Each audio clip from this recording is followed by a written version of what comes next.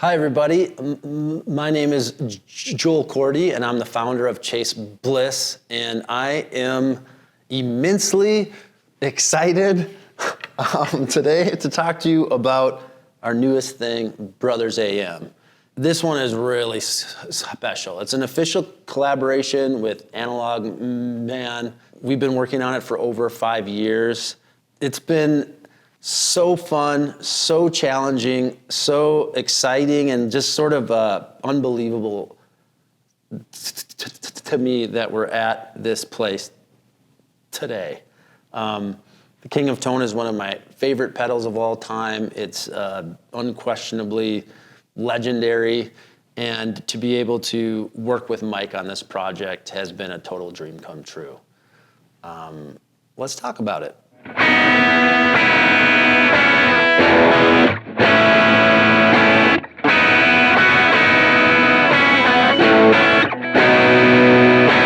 The first thing you're probably recognizing here is that there's 3 pedals on this very cool Wolf amp instead of just one. And the reason that is as we said, this is an official collaboration with Analog Man. And one of the goals of Brothers AM was to try to get these sounds into here. As you may or may not be aware, the King of Tone is just one of the most legendary guitar pedals that there is. And the main reason for that is it just sounds amazing. And it has tons of versatility, and some of that is underneath the hood. So another one of the goals of this device is to bring some of that stuff to the forefront, like changing between distortion and overdrive, or having access to the presence control, things like that. And the way that we have a lot of that ability is that this device is digitally controlled but has a 100% analog signal pathway. So it allows us to have tons more flexibility, and also to do things like saving presets, and I'm excited to show you how powerful that can be.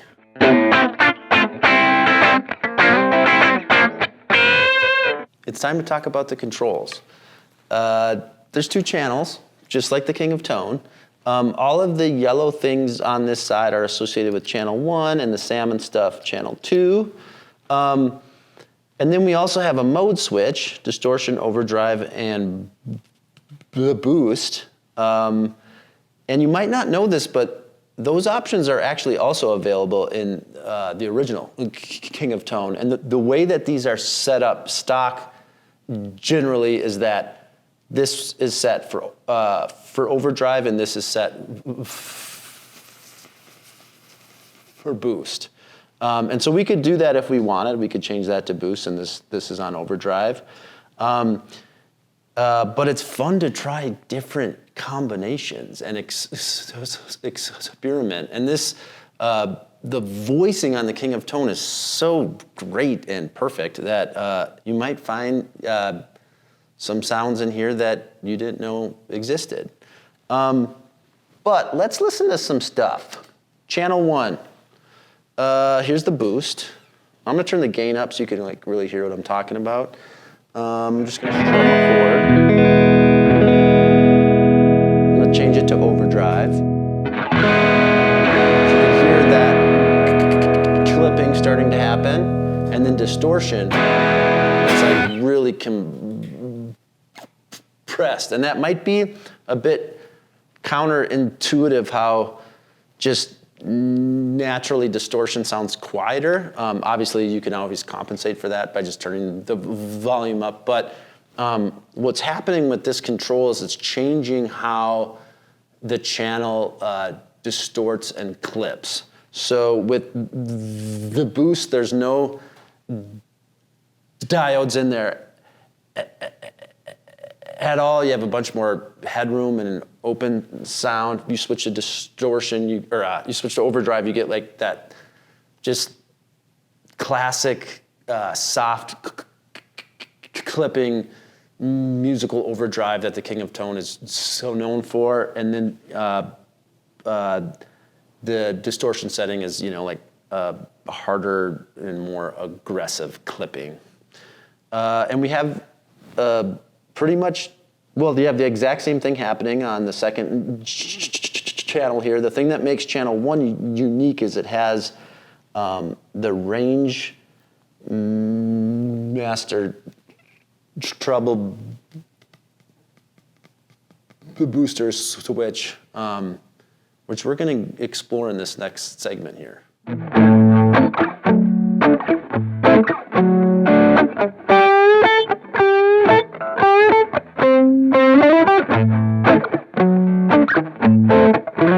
All right, so we're going to talk about the treble booster next, and I have decided, I've made a choice that the best way for me to communicate that to you is to just simply show you how I've been using the pedal lately in my band.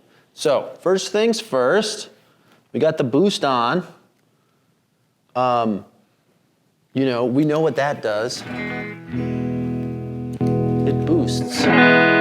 And one thing I mean, probably, I don't know if it's my favorite sound in the pedal, but it's just a space I live in a lot, is to have the range master on and going into the boost.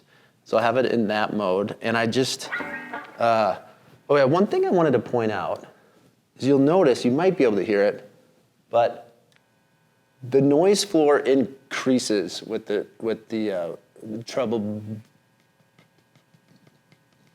booster, and that's normal. We're emphasizing frequencies that are like upper mid-range and trebly, and you're just going to get more of a salient noise floor with that. But I'm very proud of how quiet this range master is. The filtering in this pedal, the power management and filtering is sort of just robust and ridiculous. So anyway, I love this sound. I'm going to play it for you.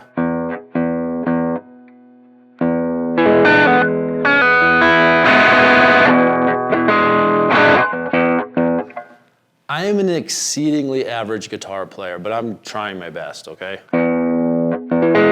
I just love that. It's just like the little bit of hair. And just, yeah, I love it.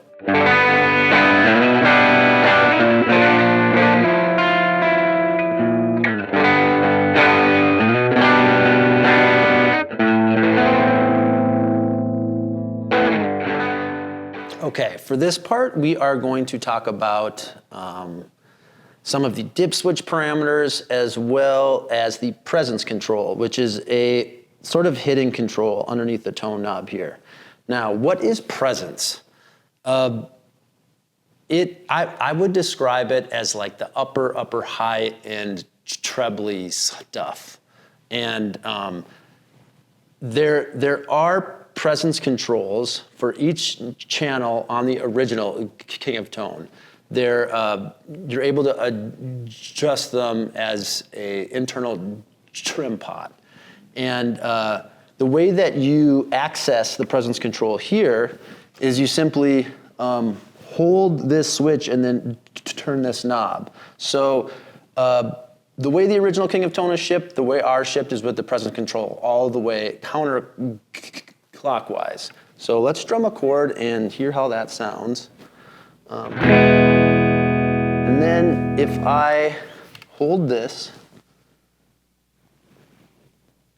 and then turn presence all the way up and then let go, I'm gonna turn this back, to where we're at it. It is gonna sound brighter. Now, I prefer to have the presence control all the way down. And I found that during the development process, whenever I was confused by how something was sounding, it was usually because I had the presence up and I forgot to turn it back down. And that, I would say, I think that's how most people have it set, but I'll be honest, like I it is so important for some people. And now that I've been really, into this world and learning about the king of tone, I've learned that there's been some folks that have like written the pedal off until they turn the presence control up, and that really opens it up for them. And we've experienced that with some of our employees here at Chase Bliss. So, I would recommend with starting with it down, but but feel free to explore. That's one of the benefits of having it be a digital control is that it's so easy to access. So you can experiment with it. Some of the other stuff that we have going on, you might be aware that there's high gain modification options for the original King of Tone, and those can be set with a dip switch. So right now, that light is in normal mode, it's green, and if you change it to high gain mode, it'll turn to red, and I also changed this to high gain mode. And so you can switch it on or off, save it by preset, whatever you want to do. There's also like some stuff like momentary bypass, so if you wanted to do stuff like that. And then we have this presence link control. So one of the things we discovered that was useful and fun sometimes would be to link the tone control and the presence control at the same time, so you move them together without having to access any sort of a hidden menu. And it makes just for like a more dramatic tone control. So I'll turn that up, and I'll turn this on, and I'll play, let's do distortion, turn the gain way up. Really try to. So that's, very dark. And then it can get very bright as well. So it's just another option. All those sounds are accessible in the King of Tone, but we're hoping to, really bring them to the surface. Lastly, this isn't lastly. I should also mention that as per usual, all these knobs can be controlled by expression if you want, either individually or simultaneously. That's accessible with the left side of the dip switch bank. And also, we have the MIDI jack for people that want to use the pedal that way. But what I was going to talk about here is the master dip switch. And I'm going to turn that on. And what happens when you turn that on is that volume number 2 here turns into a master volume. So where that can be nice, so I'm just going to show, even though this is supposed to be with channel 2, and I have channel 2 off right now, it's controlling this volume. And where that can be nice is, let's say you just want to slam the front end of this in distortion mode. And that's going to sound like that. But if you press this right now, it's louder, right? But, okay, I got to be careful. If I turn the master switch off, and so now this is how we had it. And I'm gonna turn down, but if I press this, if I'm not in the master mode, this is so loud that like you can see how you could get a huge volume jump, and it can be like not what you want. So master mode can be super useful, especially if you are wanting to like crank the output of channel 1 going into channel 2. I just want to say thanks for listening to me ramble on about this. And yeah, if you have any questions, feel free to leave a comment or reach out to us directly at help@chasebliss.com. Thanks.